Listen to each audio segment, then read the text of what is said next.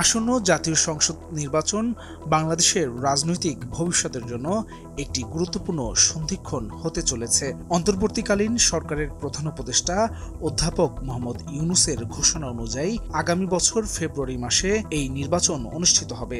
এই ঘোষণাকে কেন্দ্র করে রাজনৈতিক অঙ্গনে ব্যাপক তৎপরতা শুরু হয়েছে এবং নির্বাচন কমিশনও পুরোদমে প্রস্তুতি চালিয়ে যাচ্ছে।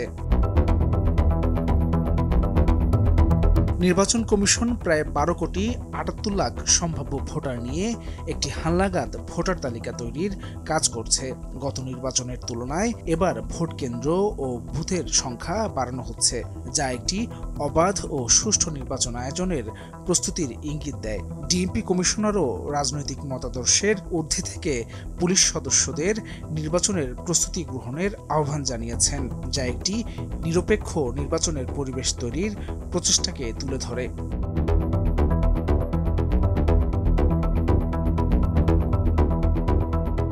রাজনৈতিক দলগুলো নির্বাচনী মাঠে সক্রিয় হয়ে উঠেছে। বাংলাদেশ জাতীয়তাবাদী দল বিএনপি এবং তাদের মিত্ররা দফায় দফায় বৈঠক করে নির্বাচনী কৌশল ও আসন বণ্টন নিয়ে আলোচনা করছে। বিএনপির ভারপ্রাপ্ত চেয়ারম্যান তারেক রহমান মিত্রদের সাথে ঐক্যবদ্ধভাবে কাজ করার উপর জোর দিচ্ছেন। অন্যদিকে জামায়াতে ইসলামী এবং ইসলামী আন্দোলন বাংলাদেশের মতো দলগুলোও নিজেদের প্রার্থী তালিকা প্রস্তুত সহ নির্বাচনী প্রস্তুতি নিচ্ছে এবং বিভিন্ন সংস্কার প্রস্তাব নিয়ে সোচ্চার রয়েছে। তবে কোনো রাজনৈতিক দল ও নাগরিক সমাজের প্রতিনিধিরা নির্বাচনের আগে সংস্কারমূলক পদক্ষেপ গ্রহণের উপর জোর দিচ্ছেন, যা নিয়ে রাজনৈতিক দলগুলোর মধ্যে ভিন্ন ভিন্ন অবস্থান লক্ষ্য করা যাচ্ছে। পিছিয়ে নেই তরুণদের নতুন দল জাতীয় নাগরিক পার্টি এনসিপিও। নির্বাচনকে সামনে রেখে প্রস্তুতি শুরু করেছে দলটি। জুলাই সনদের আলোকে সংস্কার এবং বিচারের দৃশ্যমান অগ্রগতির পর নির্বাচনে অংশগ্রহণের কথা বলছে। দেশব্যাপী সাংগঠনিক কাঠামো শক্তিশালী করার পাশাপাশি তৃণমূল পর্যায়ে জনসম্পৃক্ততা বাড়াচ্ছে এনসিপি।